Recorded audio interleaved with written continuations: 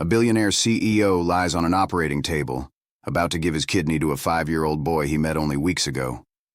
The boy's mother watches through the glass, tears streaming down her face. She's the woman he once threw away, the assistant he told wasn't mother material.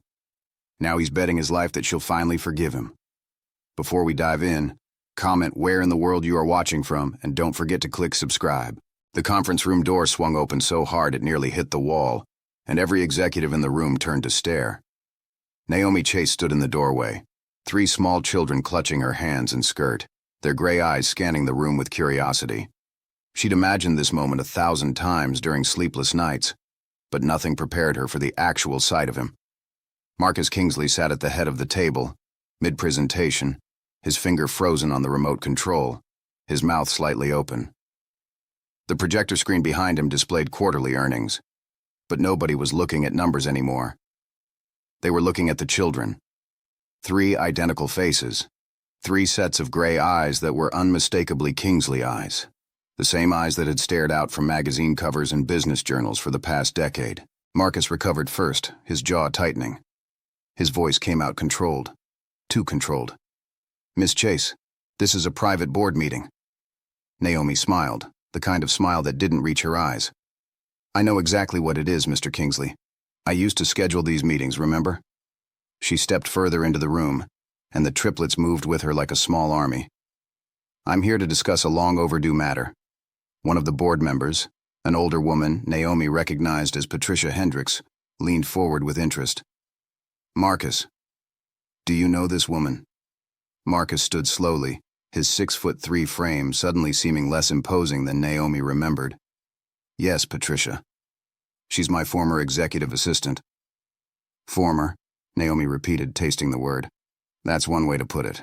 The little boy on her left, wearing a red shirt that matched his siblings' coordinated outfits, tugged her hand. "Mommy, is this Daddy's work?" The room went silent. Even the hum of the air conditioning seemed to pause. Marcus gripped the edge of the table so hard his knuckles turned white. "Naomi, what are you doing?" "What you should have done 5 years ago," she answered. "Meeting your children." The woman to Marcus's right, probably his current assistant based on her protective stance, started to say something, but Marcus held up his hand. "Everyone, we need to take a 15-minute break." This was clearly not a suggestion. The board members filed out, whispers erupting the moment they crossed the threshold.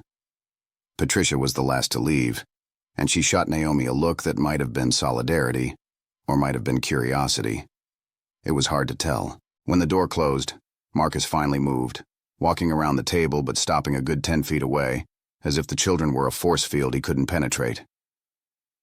"Is this some kind of joke? You think this is funny?" The little girl in the middle, wearing a yellow dress, spoke up with the confidence only a 5-year-old could have. "We're not a joke, mister. We're people." Naomi almost laughed at Marcus's expression. "That's Maya," she said.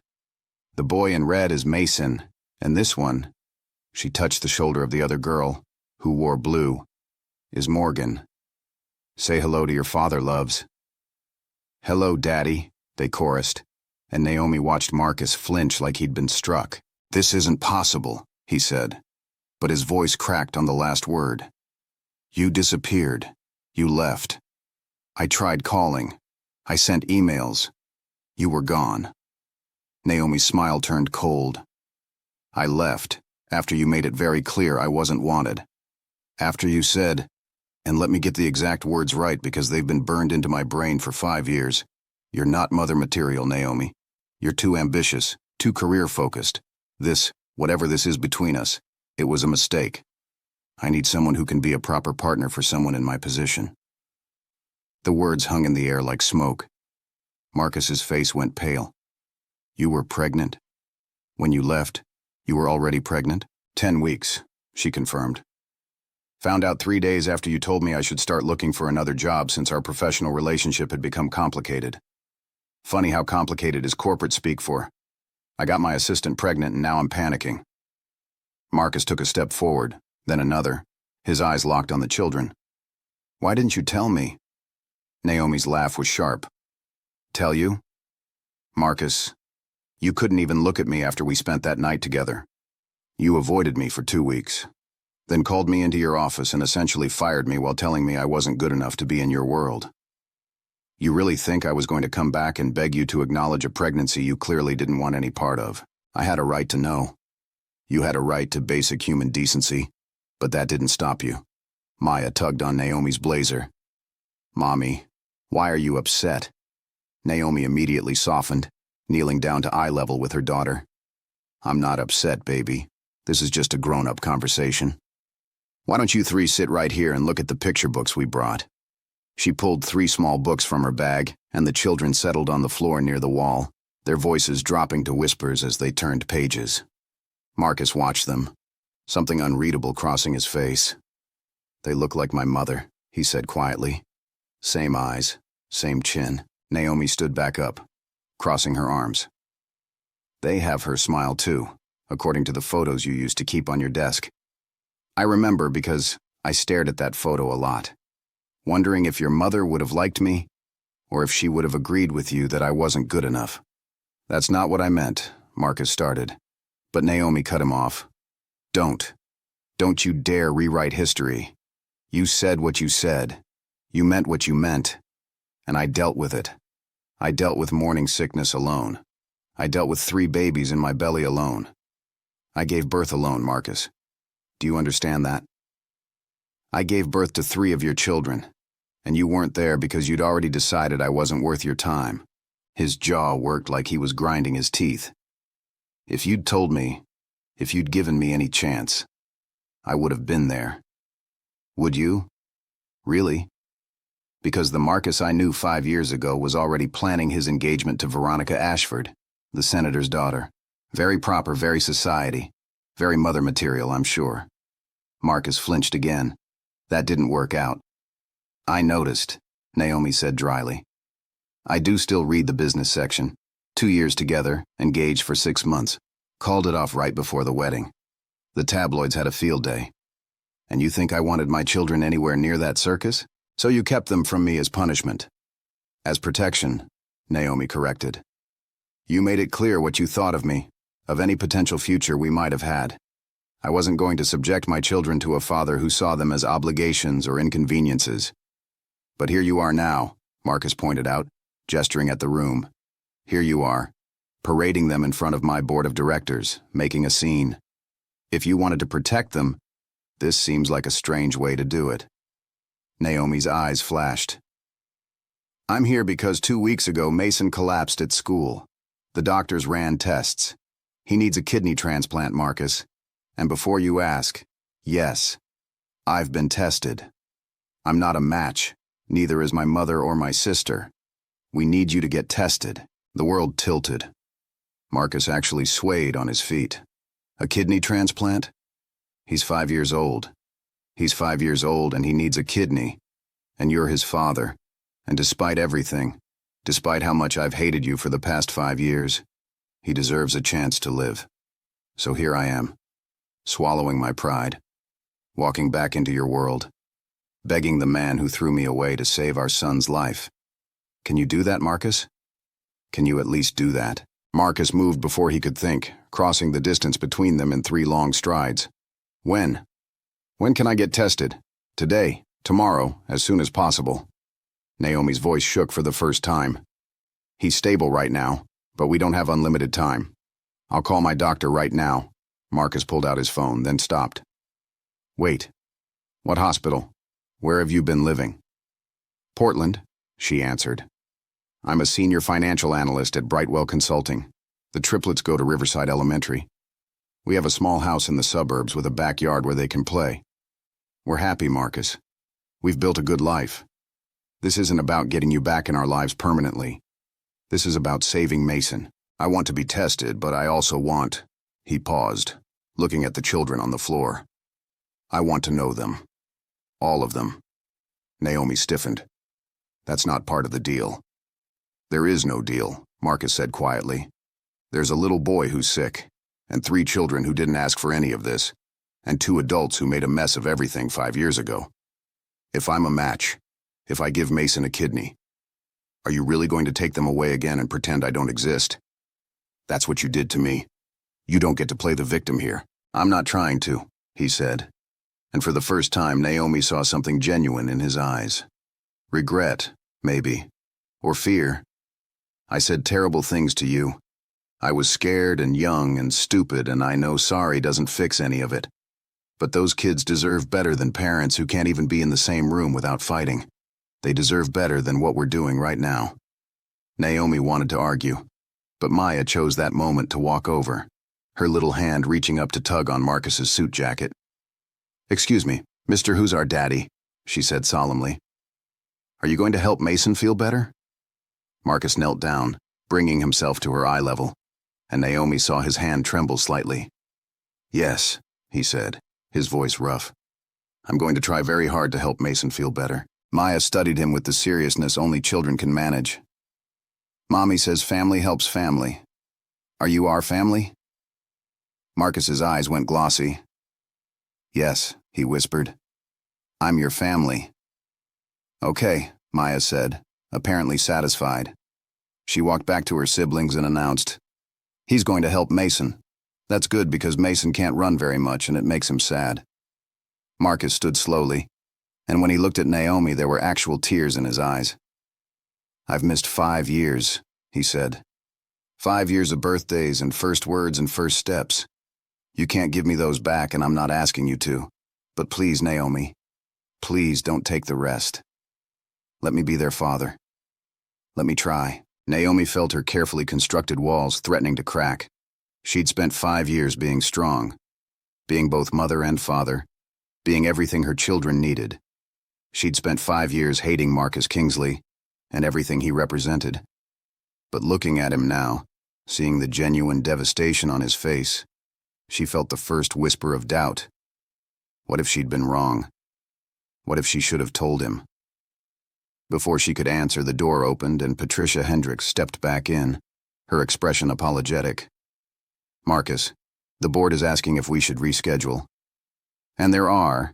She glanced at Naomi, reporters gathering in the lobby. Someone must have said something. Marcus cursed under his breath. "Naomi, you and the children can come up to my private office. We need to figure this out away from cameras." "I don't need your charity," Naomi started. But Marcus cut her off with a look. "This isn't charity. This is me trying to fix a situation that's spiraling out of control. Please. For them." Naomi looked at her children, at Morgan and Maya comparing their books, at Mason lying on the carpet because standing made him tired lately. She thought about hospital bills she could barely cover, about the second job she'd been considering, about the weight of carrying everything alone for so long. "Fine," she said, "but we're not staying long. And you're making that call to your doctor right now." Marcus nodded, already pulling out his phone as he guided them toward a private elevator. Patricia watched them go with raised eyebrows but said nothing. In the elevator, as they rode up to the executive floor, Maya slipped her small hand into Marcus's. He looked down, startled, and she smiled up at him. "You're very tall," she observed. "Does being tall make you a good daddy?" Marcus's voice caught. "I don't know if I'll be a good daddy, but I'm going to try really hard to be." "That's what Mommy always says," Maya replied. "Try really hard and do your best. She's very smart, your mommy." The elevator doors opened onto a floor Naomi remembered too well. The executive suite, all glass and steel and expensive art. Marcus's office was at the end of the hall, and when he opened the door, Naomi felt like she was stepping back in time. Same massive desk, same view of the city skyline, same leather furniture that probably cost more than her car. The children were less impressed, immediately drawn to the floor-to-ceiling windows. Mason pressed his hands against the glass. "We're so high up," he breathed. "You could see forever from here." Marcus made 2 phone calls. The first to his personal physician, arranging testing for that afternoon. The second to his head of security, instructing them to handle the media situation downstairs with no comment. When he hung up, he turned to Naomi. "My doctor can see us in 2 hours at his private clinic. You'll all come, and we'll get tested together." "You don't need to do that," Naomi said. "You're probably not even a match." "There's a 70% chance, actually," Marcus replied. "I researched it while you were in the elevator. Parents have a high compatibility rate. But even if I'm not a match, We'll find someone who is. I'll contact every specialist in the country if I have to." The conviction in his voice surprised her. "This is really hitting you, isn't it? It's real now." "Naomi, I have 3 children I didn't know existed until 20 minutes ago. One of them is sick." "Yes, it's hitting me." He ran a hand through his hair, a gesture she remembered from late nights in the office when he was stressed. "What are they like? What do they love? What makes them laugh? You've had 5 years with them. Give me something." "Maya loves art," Naomi found herself saying. "She draws constantly, wants to be an artist when she grows up. Morgan is obsessed with dinosaurs, can name every period and species. She's going to be a scientist or a teacher, maybe both. And Mason," her voice softened. "Mason loves music. He hums constantly, makes up songs about everything. Before he got sick, he wanted to learn piano. I still have my mother's piano," Marcus said quietly. "It's in my apartment, mostly just sitting there. Maybe if you'd let me, he could come play it sometime." Naomi wanted to say no. Wanted to protect her children from disappointment, from getting attached to a father who might disappear again. But she looked at Mason, at his pale face and tired eyes, and she thought about how little joy he'd had lately. "Maybe," she conceded, "if the transplant works, if you prove you're serious about this." "I'm serious," Marcus said, and something in his tone made her believe him. For the first time in 5 years, she actually believed him. Morgan walked over, pushing her glasses up her nose. They were pink with dinosaurs on the arms. "Excuse me, Daddy Marcus," she said formally. "Mommy says we might stay for lunch. Do you have any food that's not fancy?" Marcus looked helplessly at Naomi. "What's not fancy?" "Chicken nuggets," Naomi translated. "Mac and cheese, pizza, anything a 5-year-old would actually eat." "Right." Marcus picked up his office phone. "Sarah, could you order pizza for delivery? 4 large. Pepperoni, cheese, and whatever kids like." "Yes, immediately." He hung up. "Pizza's on the way." Morgan nodded approvingly. "You're learning. That's good. Daddies need to learn stuff." Over the next hour, while they waited for food and then for the doctor's appointment, Naomi watched something shift in Marcus. He sat on the floor with the children, letting Maya draw on the back of important-looking documents, listening to Morgan explain the difference between a triceratops and a styracosaurus, holding Mason gently when the boy got tired and wanted to lean against someone. This wasn't the Marcus she remembered. That Marcus had been all business, all ambition, seeing people as assets or liabilities. Marcus looked at Morgan's crayon drawing of a dinosaur eating pizza and said it was the most beautiful thing he'd ever seen. And he meant it. Maybe people could change. Maybe she'd been wrong to keep them apart. Or maybe this was temporary, a reaction to the shock, and in a few days he'd go back to being the man who'd thrown her away. At the clinic, the testing was quick and efficient. Marcus's doctor, an older man named Dr. Rashad, was professional and kind, explaining each step to the children in a way that made them giggle instead of scared. Marcus sat through the blood draws without flinching, his eyes never leaving Mason. "When are we going to know?" Marcus asked as they wrapped up. "We'll have preliminary results in 48 hours, Dr. Rashad said. Full compatibility workup within a week. Mr. Kingsley, the fact that you're the biological father is very promising. We'll move as quickly as we can." Mason tugged on Marcus's sleeve. "Does it hurt? Giving someone a kidney?" Marcus knelt down, taking the question seriously. "The doctors told me I'd be sore for a little while, but I'd be okay. And you know what? Even if it hurt a lot, I'd still do it. Because you're my son, and daddies take care of their kids. But you weren't there before," Mason said with heartbreaking honesty. "Where were you when we were babies?" The question hung in the air like a grenade.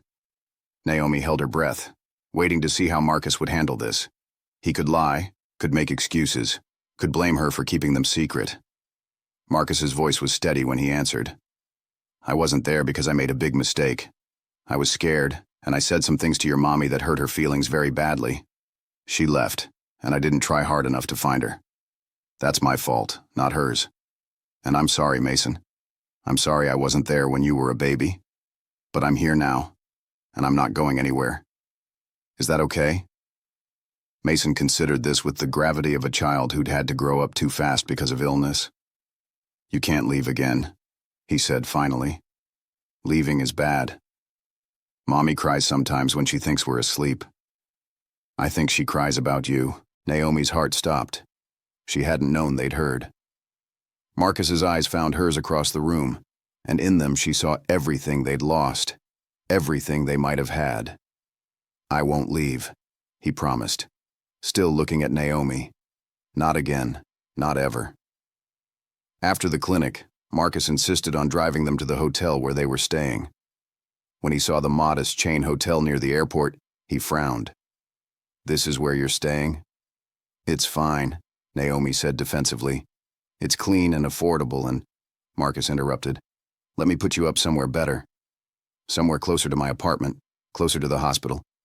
Please, Naomi. You came all this way. Let me do this one thing. She wanted to refuse, but the children were tired and the hotel was kind of depressing and she was so exhausted from holding everything together. Fine, she relented.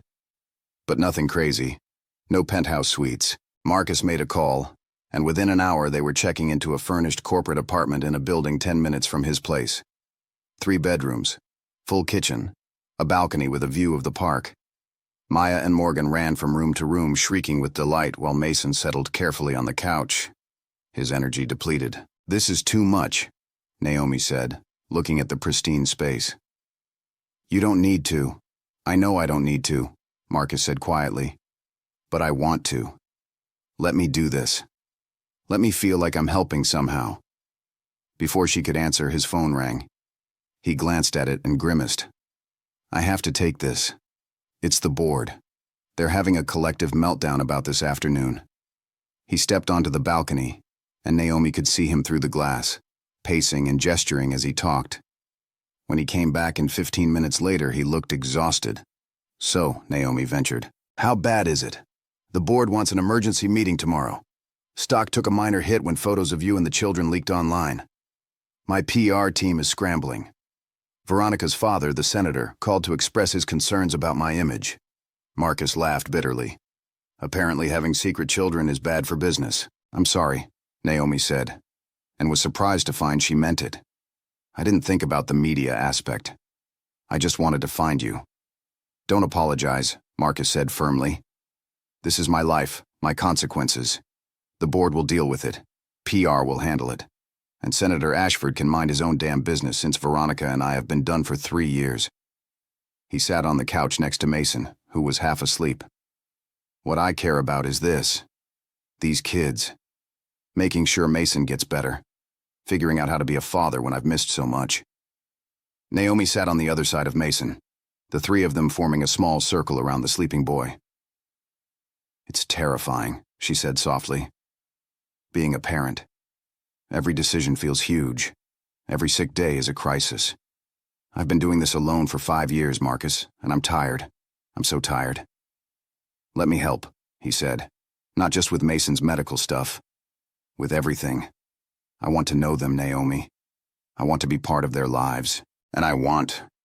He paused, looking at her with an intensity that made her heart race. I want to figure out what this means. For all of us. Before she could answer, Maya came running out wearing what looked like 3 towels fashioned into a superhero cape. I'm Captain Towel, she announced. I fight bad guys and save cities. Do you have bad guys in your city, Daddy Marcus? We have a few, Marcus said, playing along. Think you could help? Maya considered this seriously. Only if Morgan can be my sidekick. Morgan, we have a mission. The 2 girls ran off, leaving Marcus and Naomi in exhausted silence. They're amazing, Marcus said. All 3 of them. You did an incredible job raising them, Naomi. I mean that. Thank you, Naomi said quietly. It hasn't been easy, but they're worth everything. Marcus's phone buzzed again, but this time he ignored it. Stay for dinner, he said suddenly. Let me order something. Or better yet, let me attempt to cook something.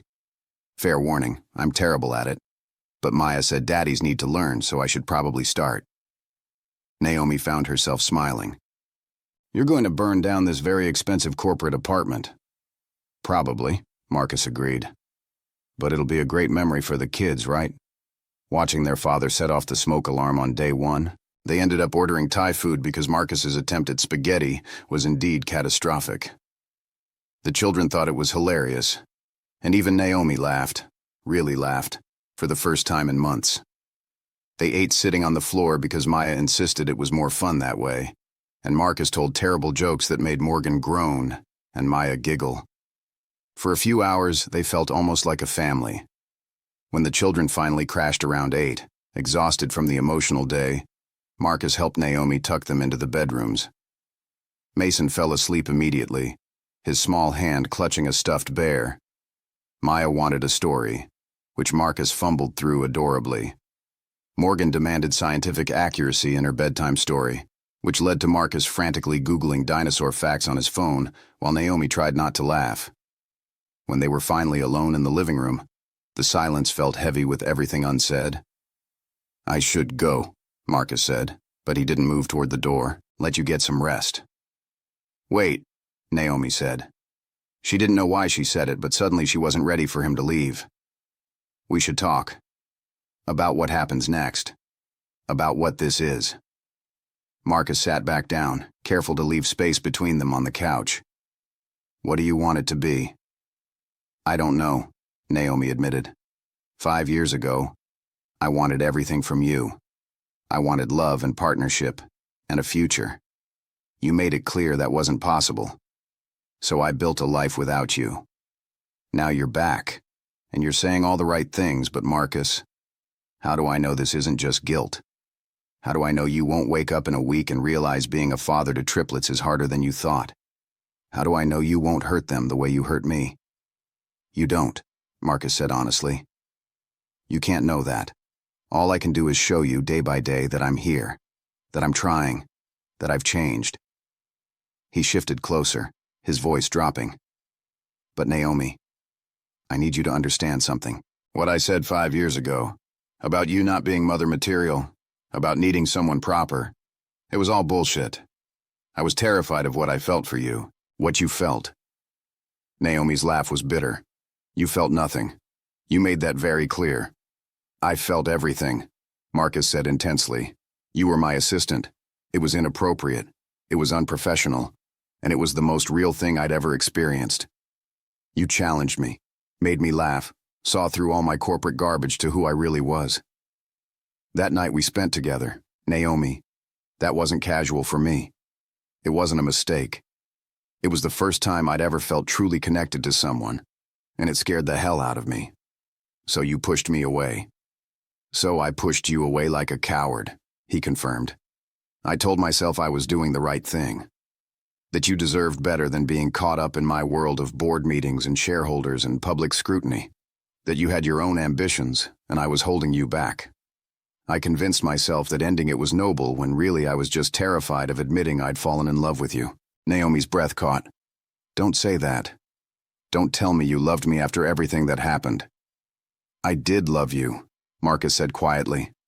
I do love you. I know I have no right to say it, and I know it doesn't change the past. But Naomi, the truth is, I never stopped. Not in 5 years. Not through the engagement with Veronica, which was a disaster from the start because she wasn't you. Not through every day of wondering where you went and if you were okay. I loved you then, and I love you now, and I love those 3 incredible children you gave us. Naomi felt tears threatening. 5 years, Marcus. You let 5 years pass. You could have looked harder, could have tried harder. You're right, he said. I should have. I was proud and stupid and convinced you hated me.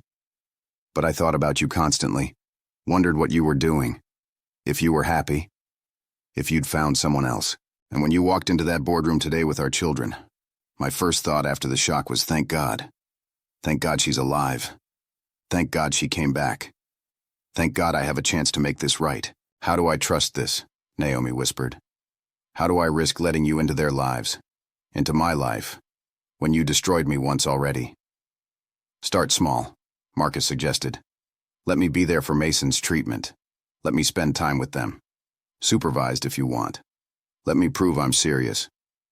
And Naomi? He reached out slowly, giving her time to pull away, and took her hand.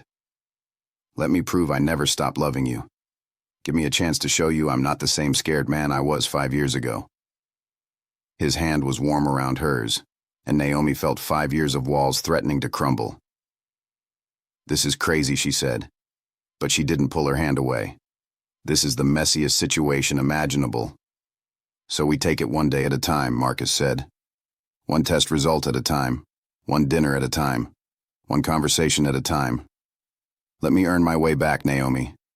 That's all I'm asking. The city lights glittered outside the windows, and somewhere in the bedrooms their children slept. 3 little lives that connected them forever, whether she wanted it or not.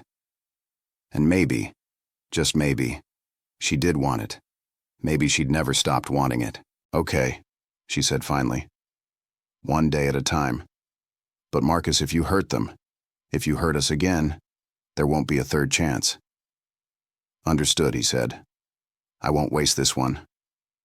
They sat like that for a long time, hands linked, watching the city, neither ready to let go yet.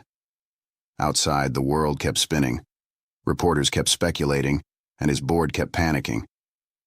But in that moment, it was just them and the quiet possibility of something they'd lost finding its way back. When Marcus finally left close to midnight, he paused at the door. Tomorrow, he said. I'll call when the test results are ready. And maybe, if you're okay with it, I could take the kids to breakfast? Just so they know I'm not disappearing. Naomi nodded. They'd like that. And Marcus? Thank you. For stepping up. For being here. For not running this time. He smiled, and it transformed his entire face. Thank you for coming back. For giving me this chance. For raising our children to be so incredible. I'll see you tomorrow, Naomi. She closed the door and leaned against it, her heart racing. What had she just agreed to? What was she risking? But then she thought of Mason's face when Marcus had knelt beside him, of Maya's small hand in Marcus's, of Morgan's approval that he was learning. Maybe this was right. Maybe this was always meant to happen. The next morning started with chaos. The children woke up excited and loud, asking a dozen questions about when they'd see Daddy Marcus again. Naomi fielded their energy while making breakfast, trying not to think about how easily they'd accepted him, how quickly they'd started calling him Daddy like it was the most natural thing in the world. Marcus called at 8, his voice warm and eager. I'm downstairs. There's a pancake place 2 blocks away that supposedly has amazing chocolate chip pancakes. Can I take them? Can you come? All of us? Naomi hesitated, then thought about how she'd been handling everything alone for so long. Maybe it was time to let someone help carry the load. Give us 30 minutes. The pancake place was busy with the morning rush, but Marcus had somehow secured a booth in the back.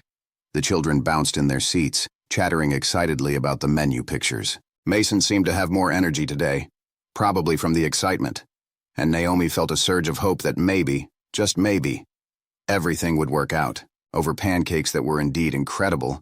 Marcus told ridiculous stories about his first attempts at business meetings, making the children laugh. He listened with genuine interest when Morgan explained the difference between herbivores and carnivores, and he promised Maya that his office had plenty of paper if she wanted to draw more pictures. When Mason got syrup on Marcus's sleeve, Marcus just laughed and said it added character to the suit. Watching him with them, Naomi felt something shift in her chest. This was what she'd wanted 5 years ago. This ease, this joy, this sense of family. And he was giving it to them now, freely, without reservation. Maybe he really had changed. That afternoon, the call came. Naomi and Marcus were sitting in the park watching the children play when his phone rang. Dr. Rashad's name flashed on the screen. Marcus answered, putting it on speaker so Naomi could hear. Mr. Kingsley, Miss Chase, I have good news. Marcus, you're a perfect match. We can schedule the surgery as soon as next week if you're willing. Naomi's hand flew to her mouth. A perfect match. Thank God. When can we do it? Marcus asked immediately. I'm ready tomorrow if needed. Dr. Rashad chuckled. Let's give you a few days to prepare, but we can schedule for next Thursday. I'll send over all the pre-op instructions. You'll need to clear your schedule for recovery. Consider it cleared, Marcus said. Nothing is more important than this. After he hung up, Naomi found herself crying. 5 years of fear, of worrying about Mason, of wondering if she'd find a donor in time. And now, somehow, the father she'd kept secret was going to save their son's life. Marcus pulled her into his arms without thinking, and she let herself break down against his chest while he held her, and whispered that everything would be okay, that Mason would be okay, that they'd all be okay. At the hospital the following Thursday, Naomi was a mess of nerves. Marcus was calmer, settling his affairs with an efficiency she remembered from his CEO days. He'd taken a leave of absence from the company, much to the board's horror. He'd arranged for the best surgical team in the country. He'd even recorded videos for the children to watch while he was in surgery, just in case something went wrong. Though Dr. Rashad assured them it was routine. Before they wheeled Marcus into pre-op, he asked to see Mason alone. Naomi watched through the window as father and son talked, Marcus's hand on Mason's small shoulder. Whatever he said made Mason smile. That big smile he rarely showed anymore, because being sick made him tired. When Marcus came out, he looked at Naomi with fierce determination. "I'm going to fix this," he said. "I'm going to make our boy healthy again. And then, Naomi, we're going to figure out the rest." "What if something goes wrong?" she whispered. "What if I lose you right when I'm starting to?" She couldn't finish the sentence.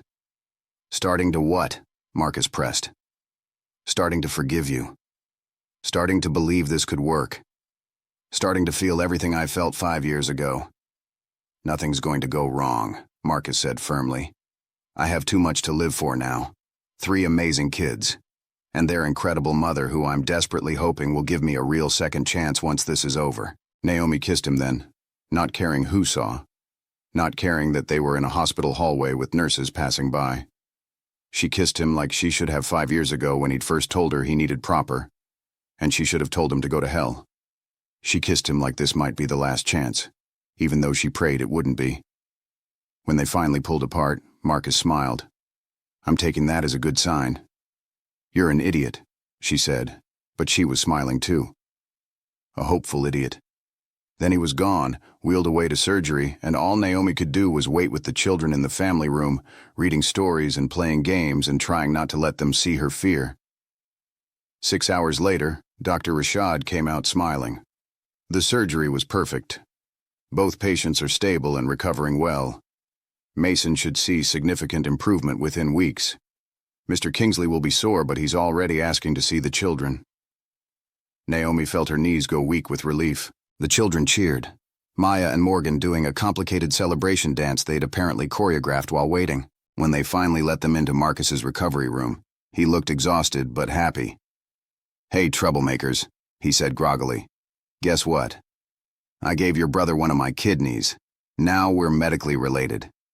Maya climbed onto the bed carefully. "Does that mean you're definitely our daddy? No takebacks?"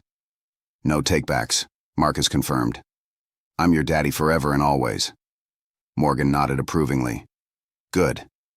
Because we already told everyone at school about you, and it would be embarrassing if you disappeared now." "I'm not going anywhere," Marcus promised, looking at Naomi. "Not anymore." The recovery was long. 2 weeks in the hospital, followed by a month of restricted activity for Marcus. But he never complained.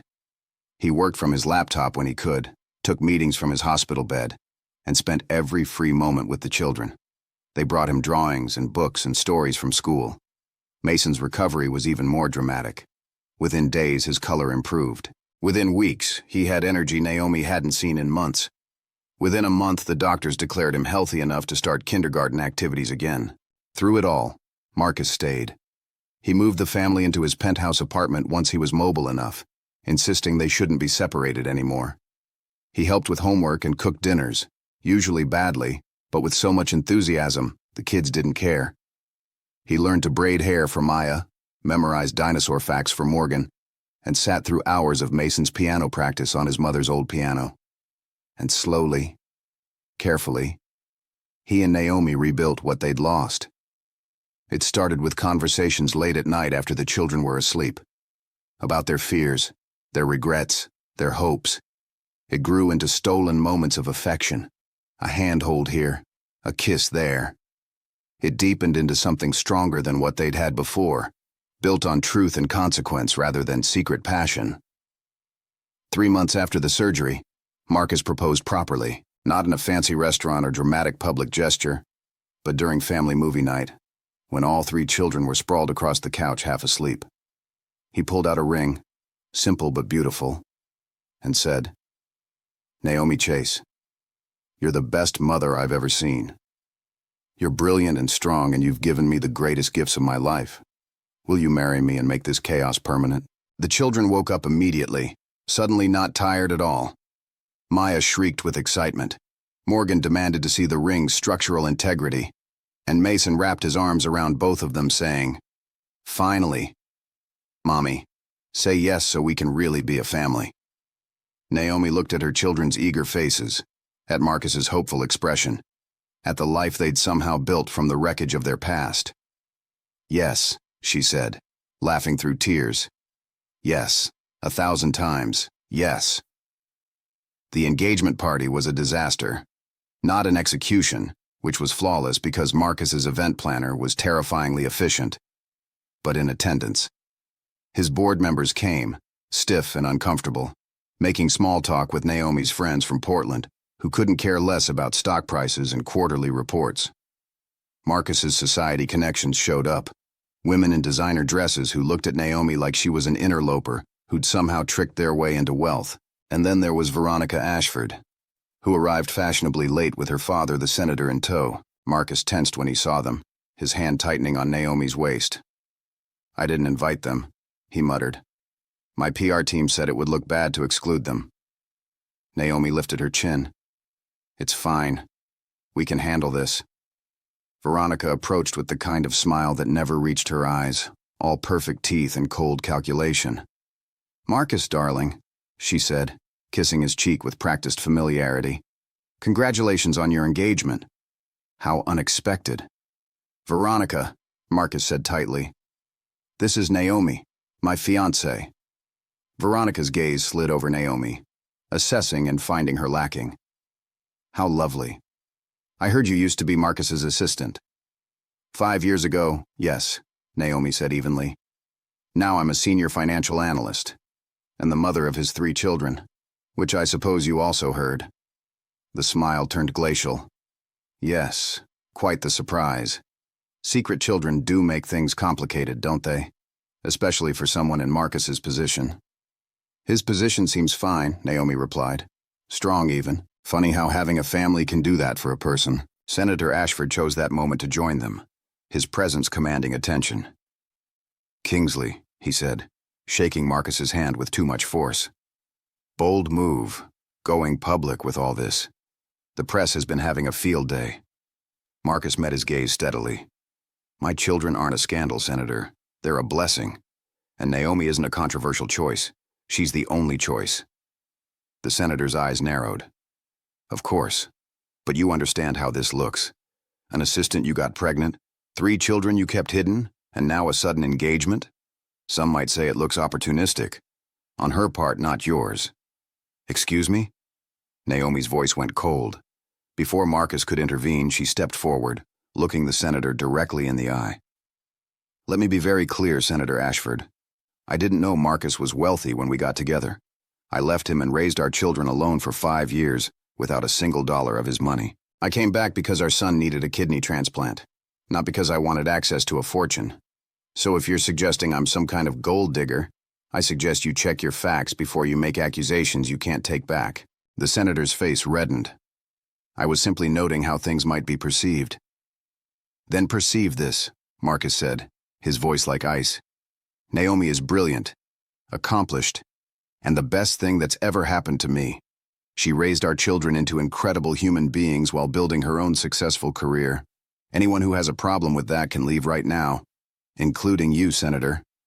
I'm done playing society games. This is my family, and they're more important than my image or my stock price or anyone's outdated opinions." The room had gone silent. Guests were staring. Veronica looked mortified. The senator's jaw worked like he was chewing nails. And then, from across the room, Patricia Hendricks from the board started clapping. Slowly at first, then faster. Other guests joined in until the whole room was applauding. The senator turned and walked out, Veronica following with a final venomous look at Naomi. Marcus pulled Naomi close. "Are you okay?" she asked. "Never better," he said, and he was smiling. "I just realized I've spent my entire adult life worrying about what people like him think, and for the first time, I don't care. All I care about is you and our kids." That's when Naomi knew for certain he'd changed. The old Marcus would have prioritized appearances, would have managed the senator with political skill. This Marcus chose them. The wedding planning was chaotic. Maya wanted a princess theme with 16 flavors of cake. Morgan insisted on scientific accuracy in all the flower choices, whatever that meant.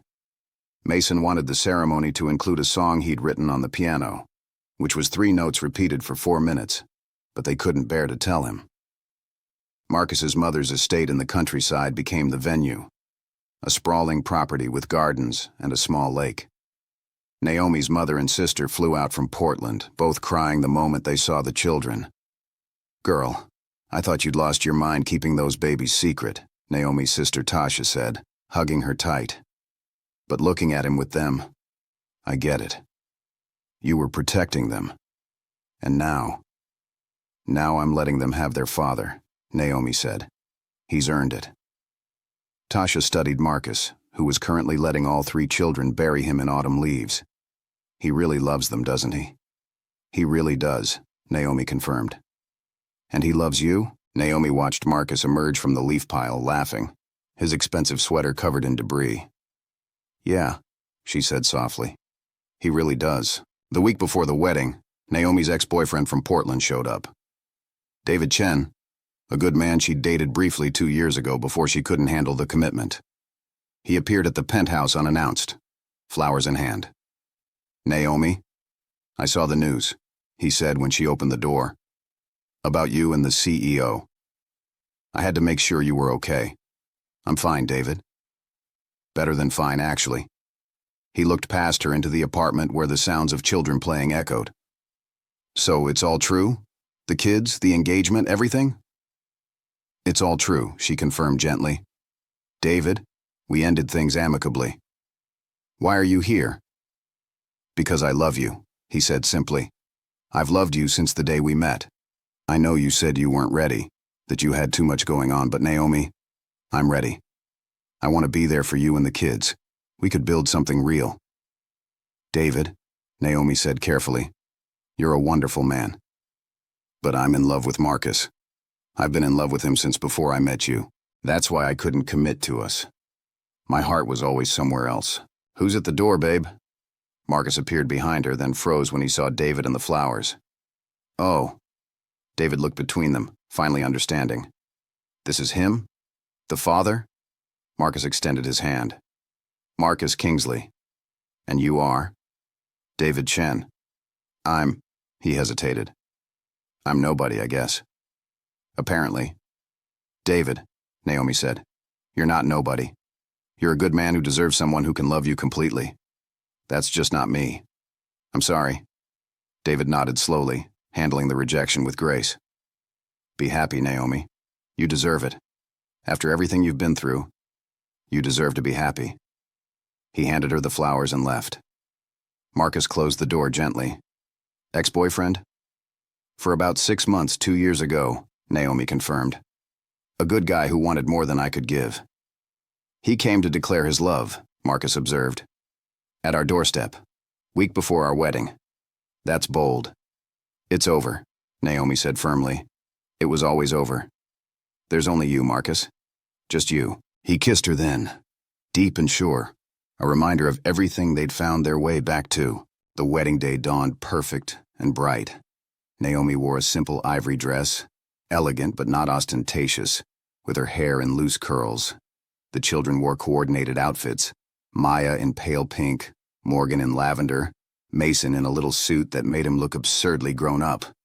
Marcus waited at the altar in the garden, surrounded by fall flowers and golden light. When Naomi appeared, walking down the aisle with her mother on one side and her sister on the other, he started crying immediately. The ceremony was perfect. Short vows they'd written themselves, full of promises about family and future and choosing each other every day. The children stood with them as the officiant pronounced them married, and when Marcus kissed Naomi, Maya shouted, "Finally!" Now we're all official. The reception was joyous and chaotic. Naomi's Portland friends danced with Marcus's business associates. The children ran wild through the gardens with other kids. Patricia Hendricks gave a toast about watching Marcus transform from a workaholic robot into an actual human being, which made everyone laugh, including Marcus. But the best moment came when Mason sat at the piano, the one that had belonged to Marcus's mother, and played his 3-note song.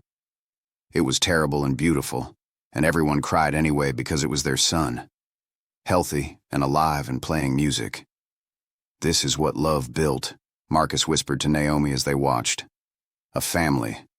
A real, messy, perfect family." The honeymoon was delayed because the children couldn't bear to be separated from them, so they all went together to a beach house in California. 5 people in one house was chaos. Sand everywhere, constant noise, sleep interrupted by nightmares and requests for water. And it was perfect. One night, after the children finally crashed from exhaustion, Naomi and Marcus sat on the beach watching the waves. "Do you ever regret it?" Marcus asked. "The 5 years apart? The way it all happened?" "I regret the pain," Naomi said honestly. "But I don't regret what it taught me. How to be strong, how to stand on my own, how to be a mother. And you?" "I regret every day I missed," Marcus said. "Every moment I wasn't there. But Naomi, those 5 years made me grow up, made me realize what mattered. If we'd stayed together back then, I might have taken you for granted. I might not have been ready to be the father they needed, so maybe it happened exactly as it should," Naomi mused. The universe's most painful lesson in timing. They sat in comfortable silence, hands linked, watching the stars emerge. Behind them in the beach house, their children slept peacefully, safe and loved and whole. 2 months after the wedding, Maya came home from kindergarten with a drawing. It showed 5 stick figures, carefully labeled. Mommy, Daddy, Mason, Morgan, and me. "We're a family," she announced proudly. "All of us together." Marcus hung it in his office at Kingsley Corp, right behind his desk, where every board member and investor could see it. "Let them talk," he told Naomi when she questioned the placement. "Let them see what's actually important." The company rebounded stronger than ever. Turns out having a CEO who was visibly happy and well-adjusted was good for business. The stock price recovered. New investors came in specifically because they liked Marcus's family values. He still worked hard but left every day at 5 to have dinner with his family. "Priorities," he said. Finally got them straight. Naomi went back to work too, but this time at a consulting firm Marcus's company worked with. Not his company, carefully distant to avoid nepotism accusations, but close enough that they could have lunch together sometimes. She was brilliant at her job, climbing quickly, earning respect on her own merits. "Look at you," Marcus said one day when she got promoted to senior partner. "Taking over the financial world. Told you that you were wasted as an assistant?" "I wasn't wasted," Naomi corrected. "I was learning from the best even if he was too stubborn to see what we had." "Fair point," he conceded. The children thrived. Mason joined the school choir, his voice growing stronger as his health improved. Morgan started a science club and recruited 5 other kindergartners who tolerated her dinosaur obsession. Maya's art covered every wall in the penthouse, a riot of color and imagination. They were happy, all of them. 1 year after the wedding, Marcus suggested they renew their vows. "Why?" Naomi asked, confused. "We just got married." "Because I want to do it right this time," he said. "The first wedding was beautiful but rushed. I want to marry you again, slowly, with every word meaning exactly what it should. Just us and the kids. No press, no board members, no senators. Just family." They did it on the anniversary of the day she'd walked back into his life, in the same conference room where everything had changed. The children officiated, reading vows they'd helped write. Maya declared them married with great authority. Morgan presented the scientific evidence for why they were compatible. Mason played a real song this time, one he'd actually learned, and it was beautiful. "I love you," Marcus said, holding both her hands. I loved you 5 years ago when I was too scared to say it. I loved you every day you were gone, and I'll love you for every day we have left. I love you too, Naomi replied. Even when I hated you, I loved you. Even when I swore I'd never forgive you, I loved you. You're impossible and frustrating and the best thing that ever happened to me. They kissed while their children cheered, and Naomi thought about how far they'd come. From that terrible day when he'd said she wasn't mother material to this moment, where she was everything. Mother, wife, partner, professional. She was everything she'd always been, and he finally saw it. Life wasn't perfect. They fought sometimes, usually about Marcus working too late or Naomi being too independent. The children had tantrums and bad days. Money solved some problems but created others, like paparazzi outside the school and constant scrutiny.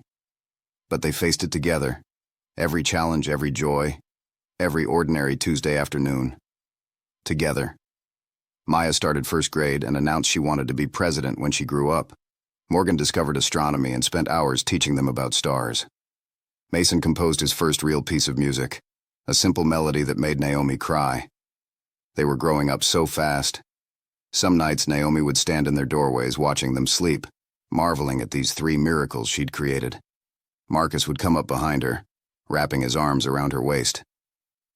Best thing I ever did was fail to use protection that night, he'd whisper, and she'd elbow him for being crude, but she'd also laugh because it was true. Their greatest mistake had become their greatest gift. 2 years after the wedding, Naomi found out she was pregnant again. She stared at the test in the bathroom of the penthouse, hands shaking. They hadn't planned this, weren't trying. The triplets were 7 now in school, past the baby stage. Starting over seemed insane. Marcus, she called out, voice wavering. He appeared in seconds, concern on his face. What's wrong? I'm pregnant. The words hung in the air. Marcus's eyes went wide, then wider. Another one? Another one, she confirmed. Are you okay with that? Because Marcus, I don't know if I can. He kissed her quiet. I'm more than okay. I'm thrilled. Terrified but thrilled. We'll figure it out. We always do. The triplets were ecstatic when they told them. A baby, Maya shrieked. I can teach it to paint. I'll teach it about dinosaurs, Morgan declared. I'll play it music, Mason said. It'll be the smartest baby ever.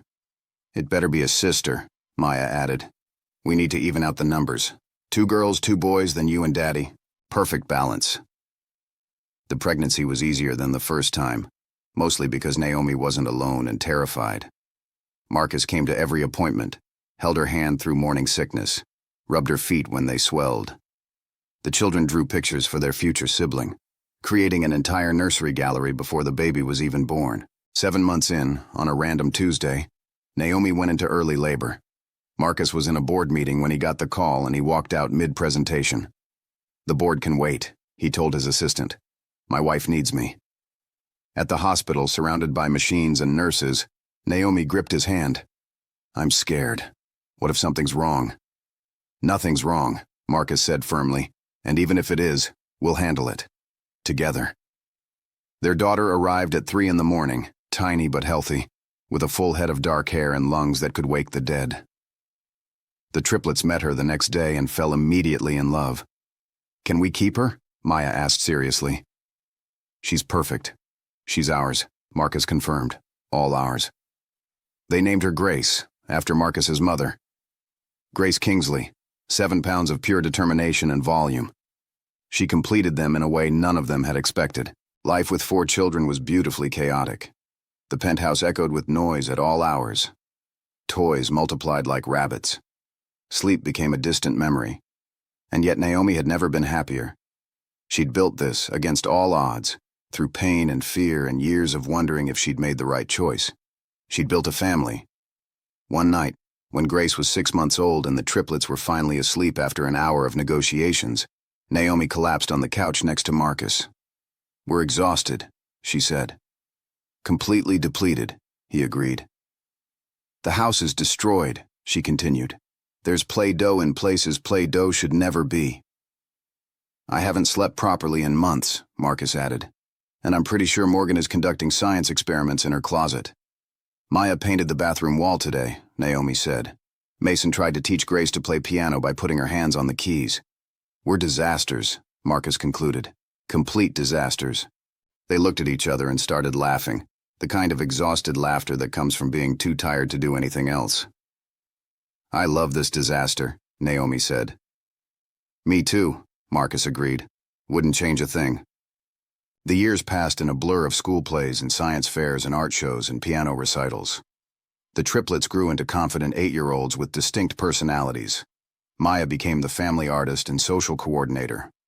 Morgan was the fact-checker and problem-solver. Mason was the peacemaker and musician. Grace toddled after them, determined to keep up with her older siblings. Marcus's company flourished under his new balanced leadership approach. He gave talks about work-life integration, became known for his family-first policies. Other CEOs started following his model. Naomi made senior executive at her firm and was featured in Forbes under 35 under 35. The girl who'd once been written off as just an assistant was now shaping financial policy for major corporations. They weren't perfect. They fought about discipline strategies and whose turn it was to handle the midnight feeding. Marcus still sometimes got too focused on work. Naomi still sometimes pulled away when things got too intense. But they'd learned how to come back to each other, how to apologize, how to compromise, how to remember that they were on the same team. On the 5-year anniversary of Naomi walking back into Marcus's life, they threw a party. Not a fancy society event, but a backyard barbecue with their closest friends and family. The children ran wild with their cousins. Naomi's mother and sister laughed with Marcus's aunt. Patricia Hendricks from the board showed up with her grandchildren. Even Dr. Rashad came, bringing a cake shaped like a kidney that made everyone laugh and groan simultaneously. As the sun set and the fairy lights came on, Marcus pulled Naomi away from the crowd to a quiet corner of the garden. 5 years, he said. 5 years since you walked into that boardroom and turned my world upside down. Best, worst day of my life, Naomi joked. Worst at the time. Definitely best in retrospect. Marcus took her hand, running his thumb over her wedding ring. I know I say this all the time, but Naomi, thank you. For coming back. For giving me another chance. For letting me be their father. For building this crazy, beautiful life with me. You've given me more than I deserve. You've earned it, Naomi said softly. Every day you earn it. By showing up, by trying, by loving them and me even when it's hard. That's all anyone can do, Marcus. Show up and try. They kissed as the party continued around them, their children's laughter floating through the evening air. From disaster to this, Marcus murmured against her lips. We should write a book. No one would believe it, Naomi said. CEO tells woman she's not mother material. She disappears for 5 years, comes back with triplets. He donates a kidney. They fall in love again, have another baby, live happily ever after. It's too ridiculous. It's perfect, Marcus corrected. Because it's ours. Maya called from across the yard. Mom, Dad, come quick. Grace is trying to eat a frog. They ran, laughing, toward their youngest child and her amphibian snack attempt. This was life. Messy and unexpected, and nothing like what either of them had planned. And it was absolutely everything. 10 years after that devastating conference room confrontation, Naomi stood in another conference room. But this time, she was the one at the head of the table, presenting to her own board of directors about the consulting firm's expansion strategy. Marcus sat in the back row, having come to support her just like she'd supported countless presentations of his. The children were at school, except for Grace, who was in a supervised playroom down the hall because childcare had fallen through. This was their life now. Trading off, supporting each other, building careers and family simultaneously without apology. When the presentation ended to enthusiastic applause, Marcus met her at the door. You were brilliant, he said. Absolutely brilliant. Years of practice, Naomi replied, but she was smiling. Learned from the best, remember? They picked up Grace together, who had apparently organized all the other children into a game that looked suspiciously like a hostile corporate takeover. That's our daughter, Marcus said proudly. Already a natural leader. Gets it from her mother, Naomi said. The determination, too. They walked out of the building hand in hand, Grace between them chattering about her day. Across the street, a photographer from a business magazine snapped a photo. It would run next month under the headline, Power Couple Redefine Success. But Marcus and Naomi weren't thinking about headlines or success or public perception. They were thinking about dinner, about homework help, about the school recital on Friday. They were thinking about their life, their beautiful, chaotic, unpredictable life that had started with such pain and somehow transformed into such joy. That evening, after the children were finally asleep and the house was quiet, Marcus pulled out an old file from his office. Inside was a letter, the one he'd written 5 years ago but never sent. Dear Naomi, it read, I don't know where you are or if you'll ever read this, but I need you to know I was wrong. You were always mother material. You were always partner material. You were always everything material. I was just too scared and stupid to see it. If you're reading this, wherever you are, I hope you're happy. I hope you've found what you deserve. And I hope someday you can forgive me for being the biggest fool who ever lived. You were the one. You'll always be the one. Marcus. Naomi read it with tears in her eyes. You never sent this. I couldn't find you, he said quietly. I tried, Naomi. For months I tried. But you'd covered your tracks too well. So I wrote it anyway, hoping somehow the universe would get it to you. The universe found a better way, Naomi said, putting the letter down. It brought me back. At exactly the right moment, for exactly the right reason. To save Mason. To save us. To save all of this. They stood together at the window, looking out at the city lights, thinking about the journey that had brought them here. From that first inappropriate night together, to the harsh words that drove them apart, to 5 years of separation, to the desperate reunion that changed everything. From you're not mother material to will you marry me.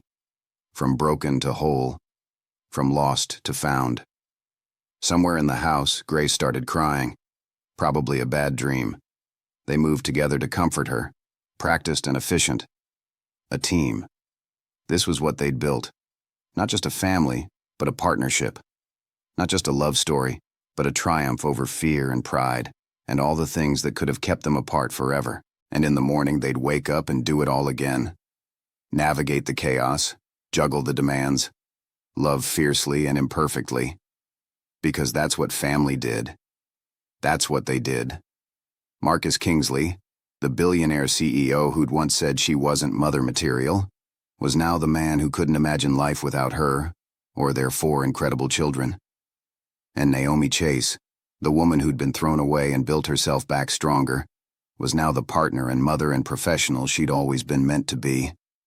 The story that started with cruel words and ended with, I love you. The family that started with rejection and ended with acceptance. The life that started with pain and ended with joy. This was their story. Messy and complicated and real and absolutely perfect. And they were just getting started.